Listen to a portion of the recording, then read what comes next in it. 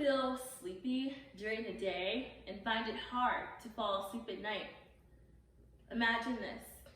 You're sitting in class and midway through a lecture, you suddenly fall asleep. Imagine sitting in the drive-thru or parking lot of your favorite fast food restaurant and you suddenly fall asleep while eating. Imagine you go on your first online date to the movies and you fall asleep. Well, all of those things have happened to me because I suffer from type 1 narcolepsy. What is narcolepsy? Narcolepsy is an excessive daytime sleep disorder that causes one to fall asleep regardless of circumstances. So I tend to fall asleep after working out. I tend to fall asleep in boring and quiet environments. So what's the difference between type 1 and type 2 narcolepsy? Type 1 narcolepsy comes with cataplexy, which is the weakness or loss of muscle tone. Type 2 is without cataplexy. I experienced cataplexy in places like the gym, but cataplexy is triggered by strong emotions such as laughter, crying, sadness. For me, it's working out. The first picture I have is me at my sleep study. So I have had narcolepsy since 2015. I didn't realize what I had until 2017 when my friend in my class approached me and she was like, "Why do you always seem like you're so tired?" And I was like, "I don't know, for some reason I'm always so tired," especially when my teacher turns the lights off in class. That was his thing. He loved having classroom lectures with the lights off. So that was a very triggering environment for me. So she's like, "Well, maybe you have narcolepsy." And I said, "I have what?" She said, "Narcolepsy. I suffer from narcolepsy also. I can refer you to someone that can help you." So I was just like, okay.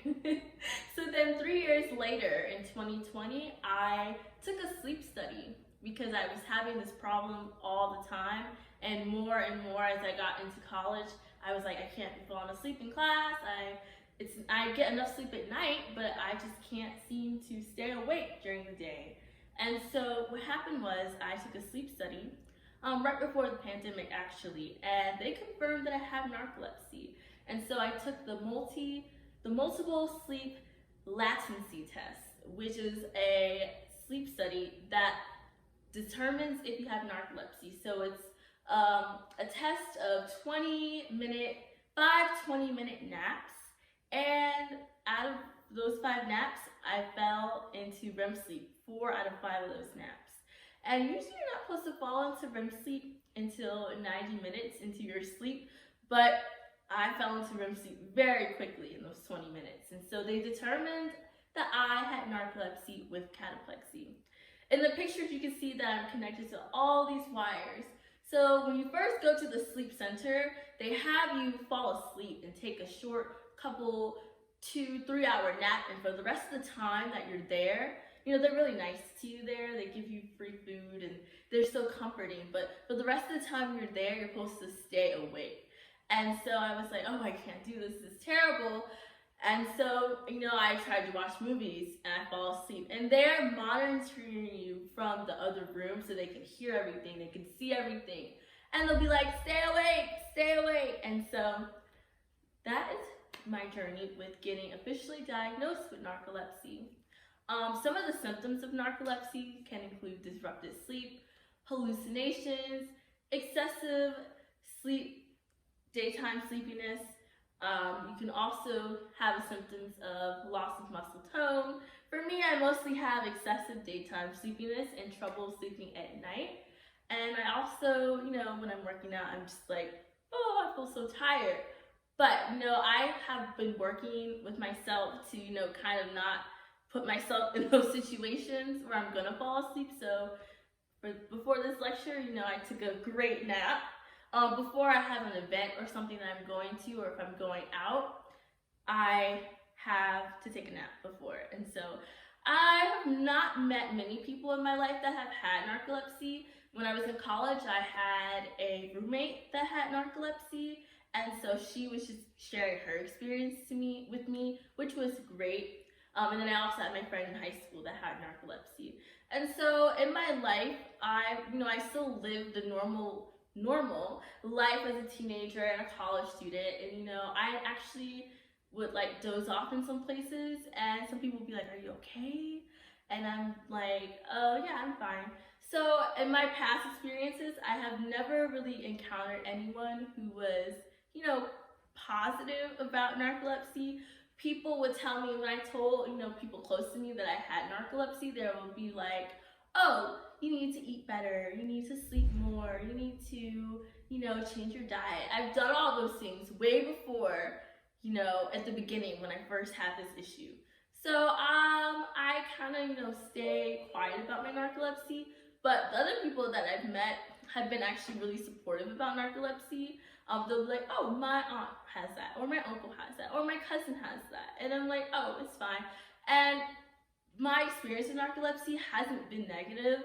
No one treats me differently. People still treat me the same. Even if I tell them I have narcolepsy, they're just like, "Oh, okay, I hope you're okay," or "Let me know if you need anything." Or if it's a holiday or a birthday, they always, gift me with Starbucks or something. But people would be like, "Oh, just stay awake," or "Stay awake," or "Are you gonna fall asleep?" And those people are not my favorite. Another thing that's not my favorite is how they portray narcolepsy on TV shows. It's not like you see on TV shows. We don't just fall asleep in random places. Something, has to happen. And I don't like the joke.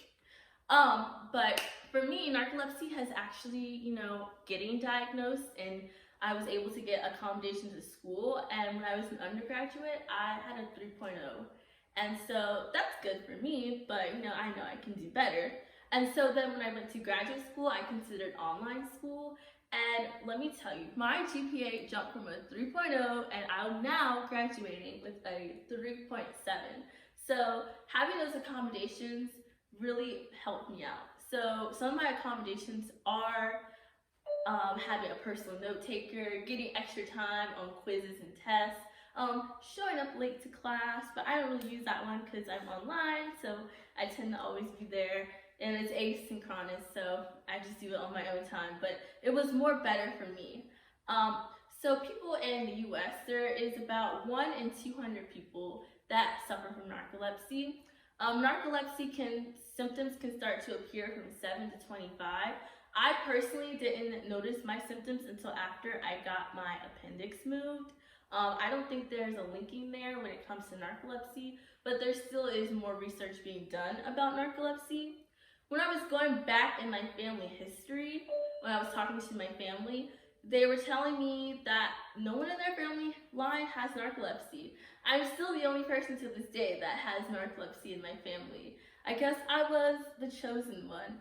But my mother did mention to me that during the prenatal stages that her doctor told her she had a lack of protein. And so maybe that contributed to my narcolepsy. But like I said, there's still more research being done. Some ways and treatments that they have for narcolepsy are medication, there's therapy, there's also daily naps. I take advantage of that one a lot. For me, narcolepsy, I just, know my boundaries when it comes to, if I know I'm gonna fall asleep, I'm not gonna, go behind the wheel. If I know that I'm going to fall asleep at this certain place, it's okay to cancel and just say no. I don't have to explain myself really, but I know what's going on. Narcolepsy does come from the lack of hypocretin in the brain.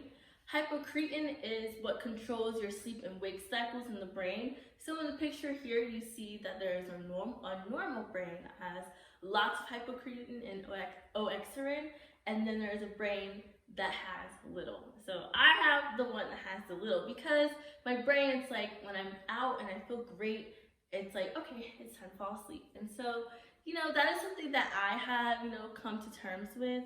I plan to live a long life, and since narcolepsy is chronic, it is lifelong. So I'm still going to be able to do, everything and fulfill my dreams and everything. But, I just have narcolepsy, and that's okay. Like, it's not that it's a bad thing for me.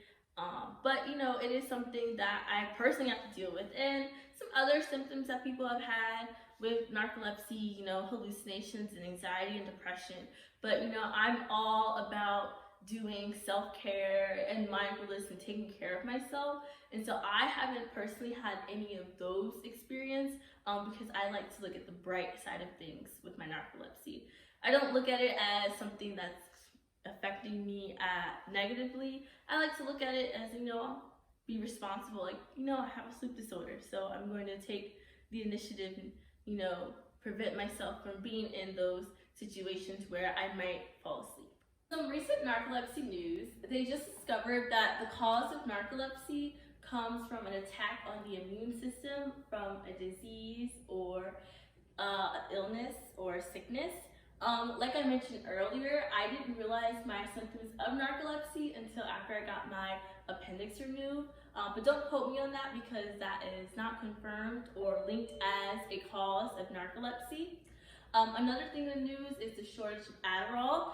Adderall is used to treat patients with narcolepsy, but it is more commonly used to treat those patients with ADHD. Some common ones are modafinil, armodafinil, and Ritalin that are used to treat patients with narcolepsy. For me, my treatments that I mostly go off of are you know, having a schedule when I'm gonna go out and when I'm not gonna go out, just because I am tired. I also do, you know, tall frappuccinos and caffeinated beverages. They also have caffeinated pills at the store. But if I know it's gonna be a long day, or I know I'm gonna be in an environment where I have to stay awake to save my soul, then I will resort to those other medication treatments.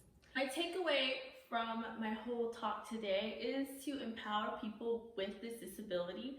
Unfortunately, narcolepsy is not recognized as an actual disability by the IDEA, but hopefully someday in the next 20 years, narcolepsy is. I know epilepsy is, but hopefully narcolepsy will be someday. So for me, it's you can't look at a person and tell they have that disability or they have narcolepsy. You kind of have to be there to witness it and experience it. I found a great community on Facebook that's been helping me with narcolepsy and getting great tips. I've also have done journaling to, you know, to track my symptoms. And so if you're someone with this that's in the beginning stages of this process, my advice to you is just to document everything. So maybe document your eating habits, document it when the sleepiness started, document some things you might experience at nighttime when you're sleeping at night. That's just in the beginning steps. And then you can kind of go and say, hey, maybe I want to consider a sleep study. But those are just the ways. And so my goal is to educate people more about narcolepsy and just spread more awareness, because when I was going through this, I felt like I was alone and I had no sources to really go to, and no ways to help me, and no community of people that have narcolepsy. So some people go undiagnosed with narcolepsy. Like I mentioned before, I went almost 3 years without knowing that I had narcolepsy, and it took me 3 years to take that step to go to the sleep study. So if you're having any of these issues, you should start documenting them and maybe seek some support. I've had a lot of friends and family that have been supportive of me having narcolepsy. They treat me the same, as I mentioned before, but you never know. So coming in 2023, I am developing a narcolepsy app. In the app, you can track your symptoms. You can have an emergency contact there to connect with while you are experiencing your symptoms. You can also connect with another group of people that have narcolepsy. So it's going to be a great social app where people can track their treatments, track their sleep, track their symptoms. Everything you can think of narcolepsy related will be in this app in 2023. So I hope I was able to enlighten you, inform you, and empower those with disabilities. Thank you.